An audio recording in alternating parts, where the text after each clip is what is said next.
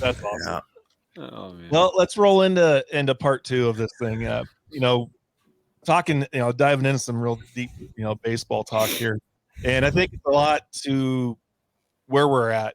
And a lot of people are fortunate in our Pacific Northwest to have certain facilities and be able to do things. But I think a lot of guys that have to be successful in where we're at and what we're doing, they have to be able to plan an indoor practice and be really good and efficient at it. Whether you're running simple groups of like different times of teams coming through or what you're doing, and maybe it's this whatever kind of equipment we got to have to use, right, to get through this thing. And then you're also battling softball teams and track teams and whoever else, whatever big schools have other sports. But, talk to us about, the importance of the indoor practice and how you guys like to structure things when it's dumping rain outside and you can't be out there. Yeah, so you hit it right. Obviously, the Pacific Northwest is a place where you have to understand that upwards of 50% of your practices some years are going to be practices that aren't on your field. I remember my first year in 2017. It just rained the whole spring, and we had 49 practices that year, and 42 of them were not on our field. And I thought, boy, is this how every year our field it naturally holds water? It's a whole long story. Anyway, and so I'm like, I don't know if I can do this every year. Luckily, every year isn't like that. But so that first year, I learned immediately, like, okay, if we're going to be inside this much, we have to find ways to make it engaging for the kids. We got to find ways to make it obviously useful and get better. And it was a big learning year for me in terms of how to do that. Our facility, the way it works here, we don't have an indoor hitting facility. And, at the field, we have 2 outdoor cages. And obviously when it rains, those are useless. So when it's a rainy day or when the field's too wet, sometimes we have beautiful sunny days and the field's still too wet, so we still can't get out on it. And so we're here at the school. And so the way our school is set up, we have it's kind of unique. We have a football stadium that's only a football field. There's no track that runs around it, which is really unique. Every other school in our area, we have 6 schools here in Salem Kaiser School District, all huge, giant schools, all with a track around the turf football field. Here, there's a lower field with a grass field that has a track running around it, so that's track and field spot. And then up on the football field, it's a turf football field, no track. So during baseball season, baseball and softball get to share that 100-yard, 120-yard football field, just us. So we don't have to worry about waiting till track's done to get out there. It's ours from, the time school gets out for as late as we want. And then we have, one of the gyms in here, we have 2, not drop down, unfortunately, but they're slide out cages. So they get a little bit of pain. We have 2 slide out cages, and they're both, let's see, one's a 90-footer, and then one it's like 90 by 14, and then the other's split in half permanently. So it's 90 feet, but it's split in half. When I first got here, they had 2 like they do now, but the one that's 90 feet was essentially made out of fishnet. It was about 7 feet wide, so you had to move home plate to whichever side the hitter was on, right? So yeah, just to make room for him to actually swing a bat. It was terrible. Balls flew out of it. So one of the first things we did when I got here is we kind of replaced it. So we spent the money and made it work. And anyway, so we split those 2 areas with softball. And then we also have the main gym, but we can't have baseballs on the floor and hitting the bleachers and everything, right? So there's kind of limited in what we can do in there. So we split those 3 places with softball, right? And so traditionally, like an after-school practice, let's say we're running like 3:30 to 6, something like that. We have the cages for half, and then we have the turf for half. And so, obviously for us, then it becomes a huge job of trying to figure out how to fit 3 full teams of players through everything we need to get through, right? Because we're going to have essentially 45 kids between the 3 teams. And so, how do you run 45 kids through 120 feet of turf, getting all the stuff we want to get done on the turf, including playing catch, especially knowing our varsity kids are definitely going to need the whole 100 yards to play catch. How do we do that? How do we then transition inside when we have 2 full cages, which is great, and a lot of space in there, but still 2 full cages with 45 guys is not it's not ideal. So we've gotten really creative over the years, finding ways to do the outside. So normally what we'll do is we'll have varsity start about 20 minutes earlier than the other programs, the other teams. So as varsity is on the field playing catch, that's about the time the younger kids show up. So as we're then working our way back in, that's when they show up and they start doing their arm care and everything. And then as we're finishing, they're kind of starting to play catch at that point. It's just kind of like rotate the different activities that we're doing so all the kids can play catch and be, properly taking care of their arms, because that, if we don't do anything else, we're gonna make sure we hit every day and we do full long toss or whatever kids need, right, and arm care and everything. So then from there, we break the field in half. We usually do varsity on one half, JV and freshman on the other half. They're going to run through their defensive work, their everyday drills. We've got mounds out there that we pull out. So everybody's going to, pitch if they need to, throw bullpens, all that good stuff. And it's a pretty organized machine. Usually we'll take all the outfielders and put them in one giant group together. So we can run a pitching machine from one corner of the turf going all the way to the other corner of the turf. Then we have two like infields, if you can kind of picture that. Infields on either corner of the end zones, and then running crosswise the other way. We've got balls flying out of a machine. We used to fungo, and then we learned if we don't have a really good outfield coach on a fungo, the shortstops and second baseman on either like infield can find themselves at a lot of risk. And so we just decided we're just going to haul a machine out here every day and make sure we're getting machine work in. And so it's limiting in the sense that we can't do a full, the softball, it drives me nuts because softball goes out there and they can do full scrimmages on it, right? They can hit and they're not going to hit a ball over the stadium. And I'm like, you guys have no idea how lucky you have it. And then we're out there like barely able to play catch because we can't fit. And then obviously inside, we get into finding ways to then split our program again in half when we go inside.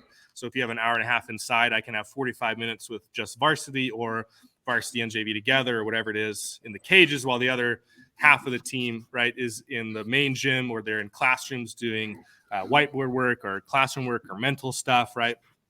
And so we try to split things up to where we don't have any more than like 20 guys at either place at any one time. And that allows us then to get more individualized work. What we found, early on is you get, 30 kids in a room together. It's really hard to do anything individualized because we've just got to run you through these stations. It's a clockwork game, get you out of there. It's what we kind of realized over time is that when we go to hit inside on days like that, we split each cage in half. So we have 4 cages, and what we do is quadrants. And so basically, you've got your group of 6 guys, let's say, maybe 5 guys, and you're in one quadrant. So your group of 6 or 5 has half of a cage. You've got 45 feet. You've got everything outside that cage available to you. So you can have guys hitting. You can have pitching machines going. You've got your cage. And then when you come out of your cage, when you're not the one actively hitting or feeding or throwing, at that point, you can work on light flight machines that we get out. We can pull out, Rebels racks, movement prep stuff, PVC pipe, tees. We can work on all these other things using half bats, with light flight machines and all this stuff, where basically the only prescribed thing you have in your group is what's happening inside the cage. And when you step out of the cage, that's when we can do our individual work. And so we found that's a really good way to get kids better, right? But on an individualized basis, instead of just being like, hey, right now you're on tees and that's the station you're on because that's the space we have. And like, hey, right now you're on the light flight machine because that's the room we have. Right now you're doing Rebels racks because that's what you're doing. So, well, coach, I don't work with Rebels racks. Like I've tried them. They're not my thing. I don't need them.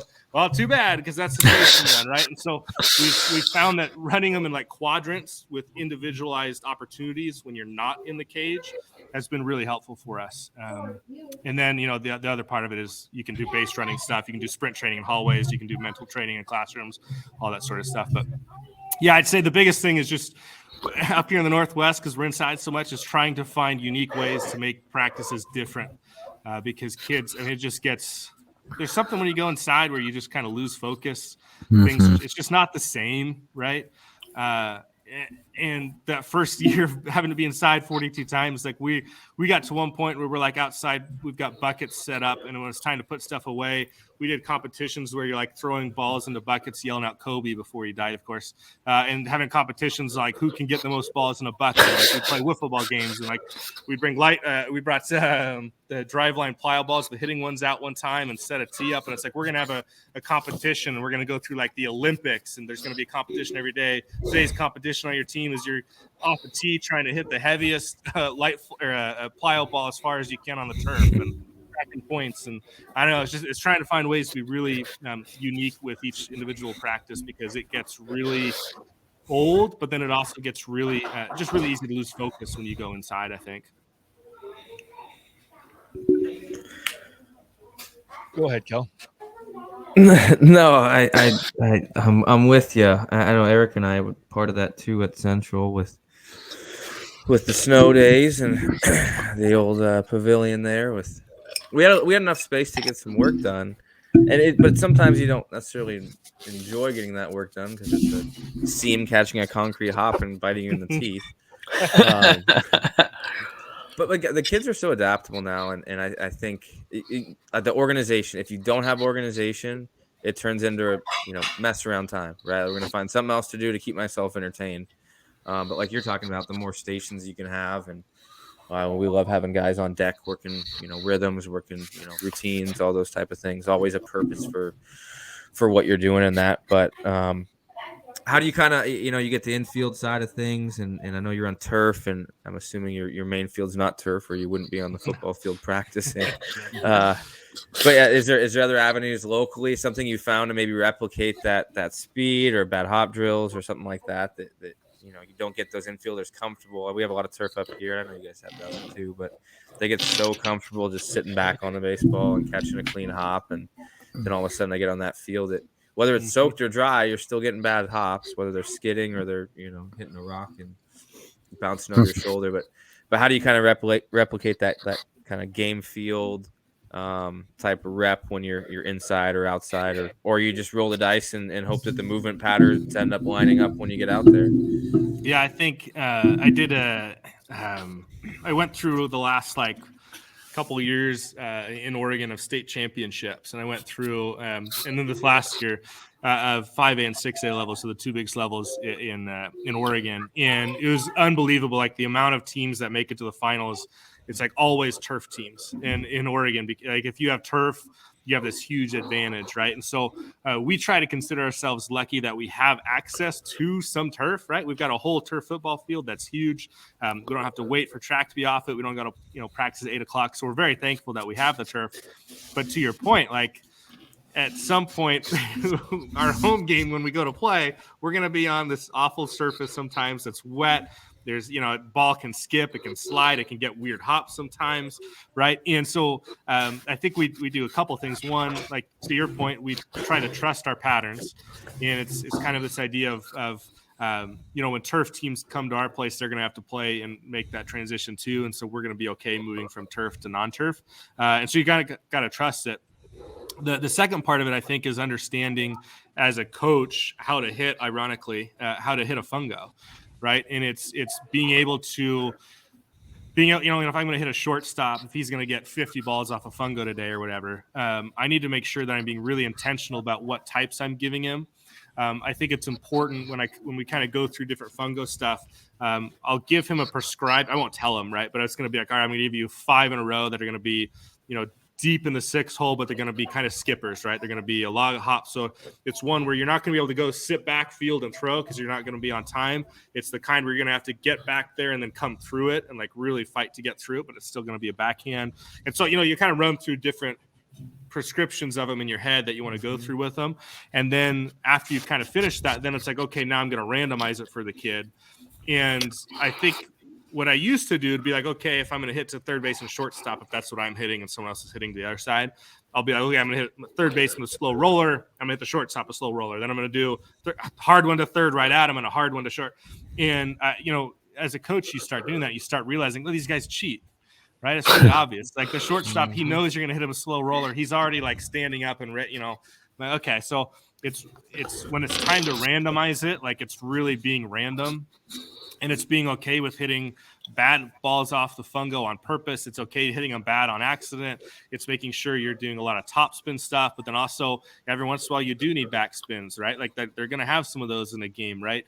It's hitting line drives. It's hitting short hops. It's like trying to be really intentional about moving them all over the field so that, we're not getting the same random hops that you're going to get when you get onto our grass field and our dirt, but at least it's within this, environment. It's going to be random in what types of balls are hit to you. And then from there, you're just kind of trusting that these patterns that they build and this movement that they make will transfer.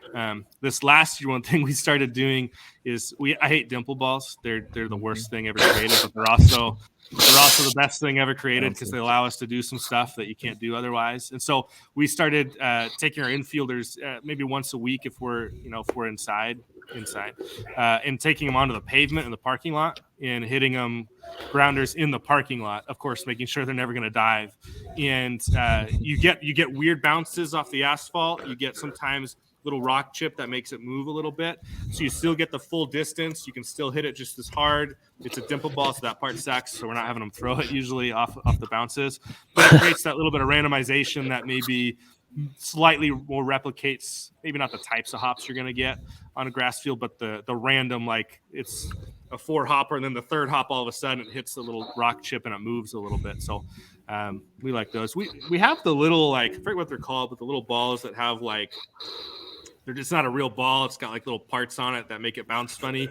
And our guys hate those. Toy ball. Yeah. Yeah. Our guys hate those. And I kind of stopped using them because it became too much of a fear thing instead of actually like getting better for us. So I don't know. I'll try bringing them back out this year, but our guys really hated those, and not in like a good way of like, yeah, they hate them, so I'm going to do it more. But like they hate them to the point where like they're quiet. Yeah, it doesn't go well. Yeah, exactly. When are we done here? I love the tennis ball with the disc cones. So if you haven't done that one, you set the landmine up. That one, the guys love that for a competition one. That's good. Yeah. Do you guys have the space out there to do? You say you can't really hit. Do you ever do the side toss? Have your guys side toss and hit ground balls? You trust them enough to do that type of stuff? I like doing it as a coach too. Have a coach to coach hit it. You trust your coaches to hit it because that sets some of that top spin, some of that randomized hits as well. That's one of my favorite drills for sure. Not at our turf football field, just because if we do miss it and it goes over, we're breaking a windshield or or the press box or who knows what. But yeah, on our that's field, a rookie coach drill. That's the rookie coach. That's side toss. That's funny. Yeah, one year we did. One of the fun things that we did one year that actually ended up playing in a game is we did something we just called it chicken because it's basically what it is, where it's like you're playing second base right now, right? And we're out on the turf, and it makes it more fun and also makes it realistic. Your partner, who's also at second base, he gets in front of you, and his job is to be like the guy running to second base who gets in between you and the ball, and you're like allowed to be in front of him for X amount of time. You decide that, and then then you have to get out of the way. And they had a blast with it. It was fun. It helped create the randomization because you lose sight of the ball for a second. And then when you actually go into games, we had a couple times that year where we had that play where a kid was kind of in the way and then all of a sudden messes, but then our guy fields it and we make a play and we're like, then they're running back to dugout. You're like, oh my God, like we did that in practice. That's amazing. Chicken. Yeah. So it's really fun in practice. And then, you guys know when there's something in practice you do that's a little bit different. And then in a game, all of a sudden it happens. It's like, wow, this is really incredible. Like this actually happened in the game. This is amazing. So, Coach Price, I got to ask, man, your swag is probably one of the top stuff out there. How do you come up with your stuff? And, seriously, you got some sweet looking stuff. Of course, I got one of your smoking white Saxon hat here. And how do you come up with your stuff, man? Well, so the way we come up with it is we usually tend to, I guess it was back in 2017, my first year here. I don't have the hat around, but we have the normal S that our school has. Obviously doesn't look like this, but it's the same kind of font. And we decided maybe kind of during that season, I was like, this is a boring S. Like, this is just like all the other programs. Like, I want to have a brand. I want something when a kid's wearing this S around the school, I want everyone to know, like, that's our S. That's not the basketball S. That's not the school S. And I want it to look good. And so my first year here, they had all red hats. Everything was already ordered because I took the job so late. It was like all red hats with like a blue bill and just this boring S on it. Nothing else on the hat. And I'm like, man, I feel like we can make this way cooler. And when I was at North Salem, our Chris Leasing, he'd buy new jerseys like every 2 years. He'd have different hats every year. He'd buy 2 or 3 hats every year. So you'd have like, everybody gets one hat, but then varsity, like you get 2 other hats, and they're cool and they're neat and they're different. North Salem's been in God, they're on year like 120 or something now. But when I was a senior, we had like, I think it's junior year. I don't know. It was 100th year. So we put like 100 on the hat. And then like every year he started adding just 101, 107, it kept going. And so it's really cool. Like, wow, we're on the year like 120 and it's got it on the side of the hat. And I'm like, that's cool. Okay. And then he always put the American flag on the jersey. So I'm like, I like that. I think I want that on the hats though. And so I had a guy, I told him, hey, here's kind of what I want the logo to look like. Can you make it for us? And he's like, yeah, sure. So like a day later, he sends me this mock-up, and I'm like, that's exactly what I want. Like I want the S, but I want it to be ours. I want the seams running through it like a baseball. That no one's going to mistake it for any other team's hat. Like this is South Salem this is a Saxon baseball hat. And so we started with that. And so, that my first year where I got to order stuff then, 2018 season, we did 2 hats. I really liked them. They were great. But they still weren't, so then the next year we changed them a little bit more. We did like the all white hat. And then we introduced black into the program, which had never been around before. They never used black. I'm like, Oregon Ducks fans, so let's just start adding colors that aren't ours. So we added black to it. And, then we grabbed some black jerseys. So now we have black jerseys. And then we've got the guys always wanted me to do, Columbia blue is our color, Columbia blue jerseys. They want to do the all blue, tops and pants. And I was like, no chance would I ever do that. I think it looks terrible. So they asked me, we got to do them. We got to, no, not going to. Well, anyway, so, last couple of years, they've been amazing at fundraising. Like they do an amazing job. And I'm like, well, you know what? All right. So we did it. So we bought the blue pants, blue tops, so we can wear an all blue uniform, right? And last year, the ordering system was so messed up that we didn't get our Nike tops until after the year ended. So we wore blue pants with like black tops and everything. So this year will be the first spring where we break out the all baby blues. And one of our assistants was like, we should probably get some like red shirts and red hats for it. And I'm like, I don't know. Can you do red? Can you do like a baby blue with like red accents? He's like, yeah, like the Rangers are doing it. The Cardinals have done it. I'm like, I hate the look, but if you guys want to do it, let's do it. So then we ordered. So we've got red undershirts coming with red belts, red socks. So now we're up to our RC team this year will have three different tops, 3 different pants, 3 different socks, 3 different belts, and then 2 different undershirts. And I don't know. So I guess I kind of got it from my previous, coaching spot, but it was the idea of that you can make kids really want to be a part of a program and be proud to be in the program by just decking them out. And I remember when I had Butch Chaffin, we had mentioned earlier on my podcast, and he said something, I can't remember exactly what the wording was. It was basically like, most of our kids are obviously not going to play Major League Baseball. So I want to give them the closest experience that I can give them to what Major League Baseball is like. And so I'm like, well, how can I apply that to my pro? Well, let's get as many cool hats as we can get, and let's change them every year, and let's get cool jerseys, and let's change the shirts, and let's put sayings on the back of them, and let's put a flag on them. And so like now this year we'll do, I put this on Twitter, like the Saxon man, that's our school's mascot. We've never had him on the front of a hat before. It's like, let's just try it and see how it does. So we put him on and then we put the S on the back, and we put the flags on it. And then it's like, well, I think it's kind of a cool look when the flag's still facing back, but the way it's supposed to face, but let's have it face, reverse. So that kind of looks cool. So let's try that out. So I don't know. It's fun. The kids love it. We get to mix and match uniforms and make them look however we want them to look. And I don't know, man, it's been really fun. And we try really hard to get as many people wearing our stuff as possible. It's like one of the fundraisers we do is such a dumb one, but oh my gosh, it works so good. It's like, hey, give me $500 and I'll put your logo on the back of our BP shirt. And another coach told me that idea. I'm like, that's not going to work. And so we tried it last year. And my God, you have 5 different companies immediately like, hey, here's a logo. Here's $500. I'm like, oh my God, that was really easy. And so like we just paid for all of our shirts. Just all we have to do is put your logo on the back, and then we wear it, before the game. And then I'm going to hand the shirts out to staff members and office ladies. And like everybody is going to be wearing them. Your logo is going to be all over town all the time. You're going to know you're connected to it.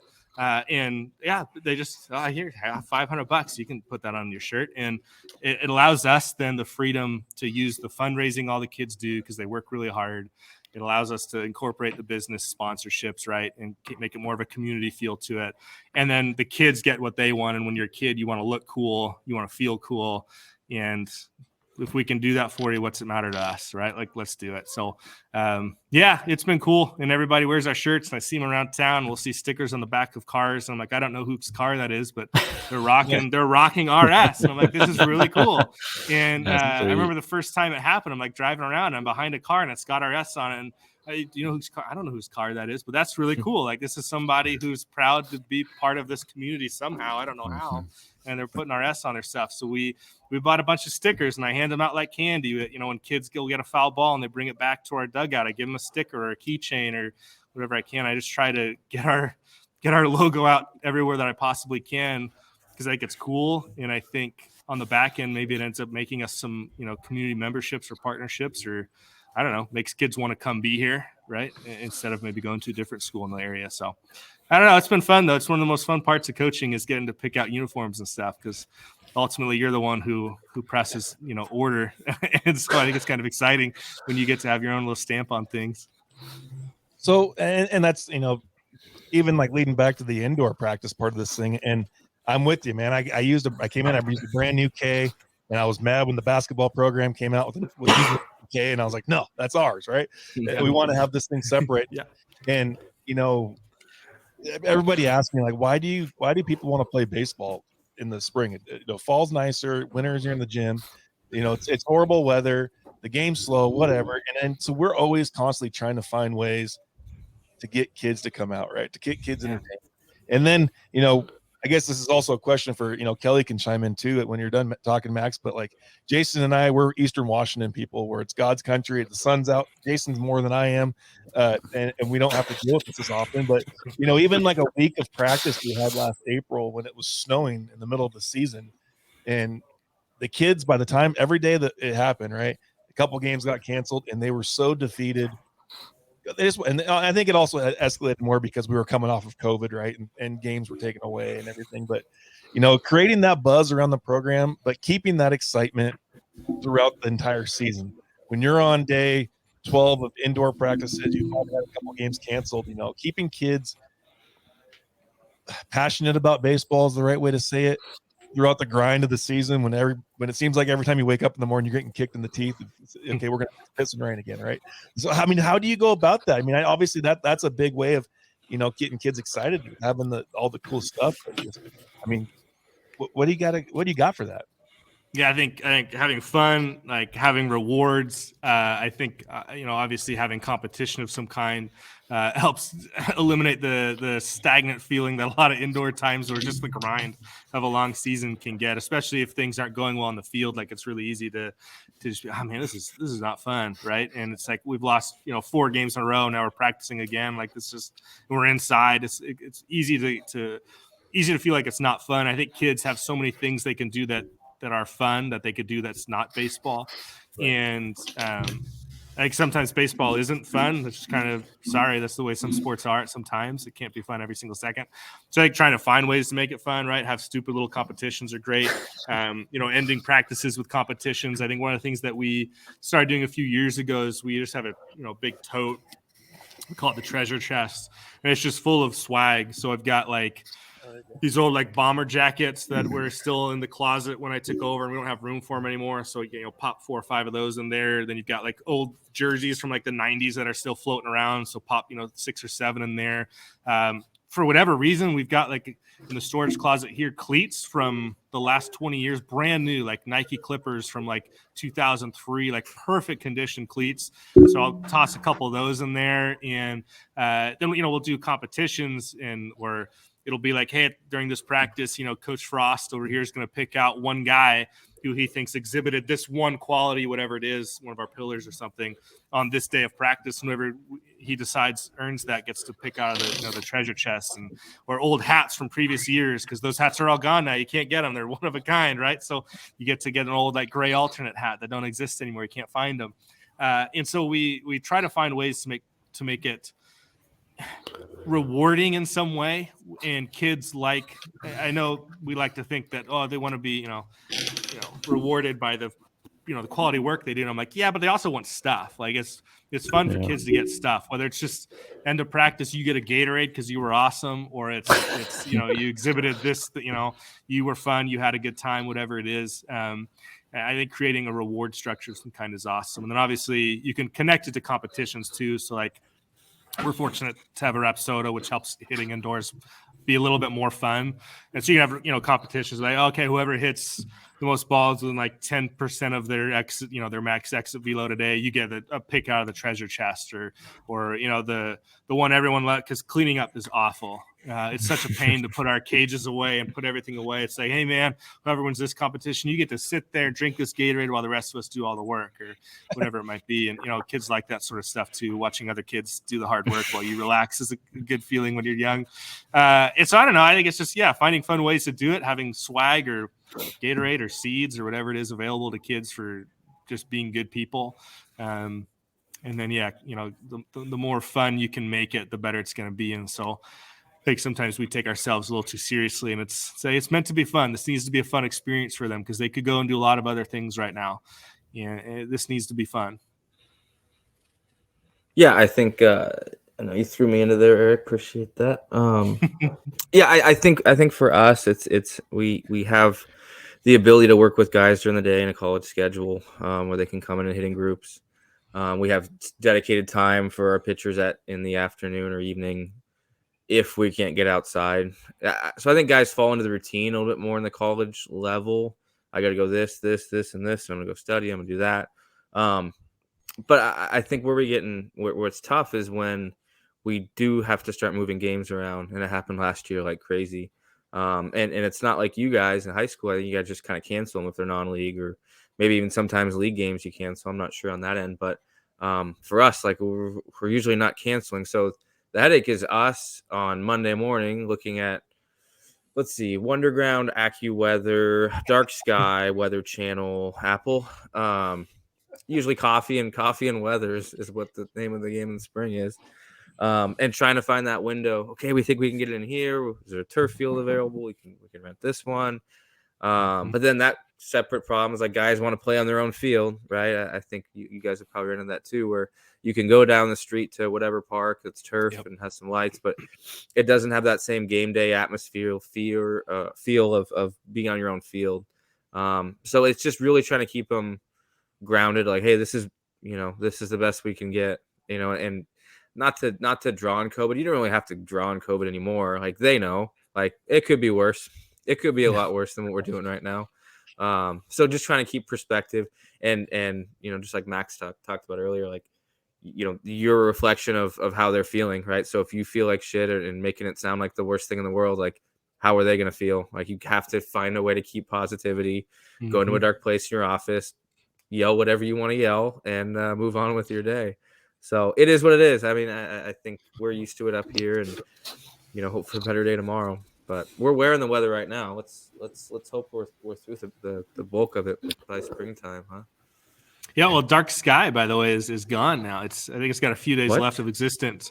Yeah, Apple acquired it. I think December 2022 is the last month of it. I think it's gone. It's been my go-to. It was hilarious because we'd have practices and I'd be like, hey, it'd be sunny, and I'd be like, hey, there's gonna be rain in 17 minutes, and they're like, no, there's not. It's it's coming, and then 17 minutes later it'd be raining. And I'm like, so Dark Sky is acquired by Apple. That's a big sadness. But well, you're right. Please share when you find out what they're calling it now. Let us know. Yeah, I don't know. I think to your point though, the being positive as a coaching staff, I think is so important, because you're right. As soon as it's no, we're going inside again, it just immediately of course they're all gonna be, oh yeah, this is not cool. We have to go inside. This is awful. And so you have to be like, hey, we get to go inside. Another opportunity to do X, Y, or Z, right? Yep, keeping the goals on the horizon. If you can always stay at the goals, like, hey, this sucks, but we still have a chance to reach our goal, whatever that might be. Mm-hmm. But I wouldn't trade it for the snowpack, Eric. I really wouldn't trade the rain for the snowpack. And I grant we have turf and lights at a park nearby we can practice at. So, Mattawa, we could go down to Mattawa. How about that? Let's dig in. Let's dig into the glory days, buddy. Anybody knows Desi Store at Central, right? It's snowing at practice, and we have to stay out here till the softball team stays out here. Right? And it was finally made him like, "Hey, Desi, softball has a yellow ball. They can actually see it. Hail like snowflakes falling on us during this scrimmage, and we about wore one as a pitcher picked off to first base. Like, no, you're right, because you can tell that, and it goes for even on like a good weather day, right? If a coach has a bad day. And as players, whenever we knew when coach was rolling in, that pickup was doing Mach 30 through the parking lot. When whatever program we were in, we're like, oh crap! Tighten them shoes today. Yeah, you guys better get on. You guys better be on our A game today, right? But no, and if anything, it's faking it till you make it, right? Definitely, yeah. I'll get texts like during practice from my wife of like, your son's being an absolute insane person. Here's something he's doing right now, and I'm like, this is so hard to like. To just I got to focus on baseball and just do this. And I know like my poor wife's like going through hell at home because of our monster child. I'm like, okay, but yeah, you're right though. You gotta fake it sometimes and just have that energy of like, this is awesome. This is the best thing in the world right now. It's this opportunity to be here. I think it is. But as adults, it's a little bit different because we have lives happening at home. Like we have real, there's things going on. That it's really easy for, or like parent issues or, even within coaching, right? Of like, hey, I know my backup second baseman's mom is pissed at me. She wants to meet tomorrow about this, but I got to go in here today and act like everything's okay and just be a blast for these kids. And to this backup second baseman who I know is probably pissed at me too, and his mom is, or I don't know. It's just there's a lot of things that go into coaching, of course, and just being an adult that you have to put to the side as soon as you get out to the field because it's time to be the guy that the players need you to be. Yeah, because if you let one bad apple ruin it for the other 18 guys, that's not fair. No, and that's when I've seen our seasons go downhill fast. Is when I've talked about that being a bad coach early in your career, right? It was because you let that one person, and sometimes it's you can't let it bother you, but it's hard. I mean, there's and like we were just talking about we're great weathermen, right? Like we probably have a better idea than that guy on TV come March through May. Of what's going to happen, and it's made me a better farmer in the long run for my regular job because I know where's that cloud coming from, and is it going to miss us? And when the three other schools show up for our tournament and it's raining, and Scott Parrish at Colfax is calling me an idiot, and I said, "No, it's 2 hours. It's going to be beautiful." They're all man. But you're right. Like it's kind of but it's a fun job, and as we're going to wrap this thing up, we really appreciate the amount of time we've kept you for quite a while tonight, but. It's just a profession we're so fortunate. I feel like that we're able to do this, and we don't make a lot of money at it, but it's just so much fun, especially to sit here on nights like this and talk shop with you guys, and just to try to problem solve this thing we call baseball, right? Yeah, no, I've said this before or tweeted it before or something, but like baseball is like literally giving me like everything that I have. Like I've told this story before where, the opportunity to play baseball brought me like men in my life that I needed in my life. I haven't talked to my dad in years. But I have coaches who are men in my life who have been kind of that person for me. And then baseball brought me to the college I chose. Right. And I got to play baseball there. But then within playing baseball there, I got to meet my closest friends. Right. And then I got to meet my future wife in college, who then obviously baseball brought me here and all this stuff. But then it also, because it brought me my wife, it brought me my kid. It's like everything I have, I can kind of trace back to the fact that I ended up playing baseball and having the high school experience of playing baseball that I had, because had I not, or had I played for a different coach, I probably don't go play college, baseball. I probably obviously don't meet the same people I meet. I don't end up having the kid that I have. I don't have the life that I have. I don't have the friends that I have. I don't have the community of people that I've met along the way. So baseball has given me like everything. And so I think like many of us, we kind of feel similar to that. And there's this feeling of debt that you have to it. And I always think about like at some point I need to stop. I need to, my kid's going to start having his own games. Like, do I want to miss that? So I'm coaching it. Like there's some decisions that are going to need to be made soon. And it makes it more difficult because I don't think people always understand the full scope of it, which is that baseball has given me everything. And so it's really hard to not feel this debt that I need to continuously repay forever by extending that to other people who also have the opportunity to be like saved in a way by baseball. And so I think it's really valuable what we do. I think it's valuable that baseball, for whatever reason, I mentioned it before, but baseball coaches are this network of people that are it's just different from other coaches. I know that if our football coach called up another football coach and wanted his secret to running certain offensive plays, that coach would probably say, yeah, I'm not going to give that to you, man. But I could talk to any coach in our league and ask him, hey, how do you work stolen bases? Like, what do you do for that? And he'd be like, oh, here's what we do. And it's just this bizarre world of everybody wanting to help everybody, even when you know that it'll probably make you worse because I'm going to play that guy. Now he knows my secrets even if he knows my signs, like, we're screwed. But you just like, it's just this amazing world, this amazing community of people. And so, like I said before, I thank you guys for doing what you do, because I listened to a lot of the episodes. Derek Bingham, I think, is one of my favorite episodes of any baseball podcast I've ever heard. I remember listening to it. I can specifically remember where I was. I was driving by the state mental hospital, whatever. And in the morning on the way to work, listening to Derek Bingham going, I have to listen to this again later because I need to be able to have a notepad next to me because he's saying too many things that I need to hear.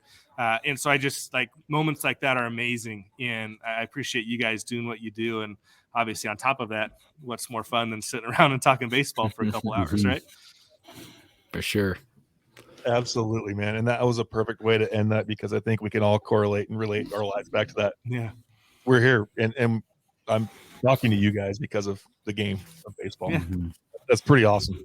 It's a pretty great thing. But, well, Max, thank you again, man. I appreciate you being the next member of the Fungo Banner family, and we wish nothing but the best for you. And thank you again for taking an hour or so away from your family to talk shop with us tonight. Yeah, absolutely. Appreciate you guys. Thank you. Good luck this spring, and hope the snow stays away for you guys, and the rain for the rest of us stays out of the forecast. Absolutely. Prayers up.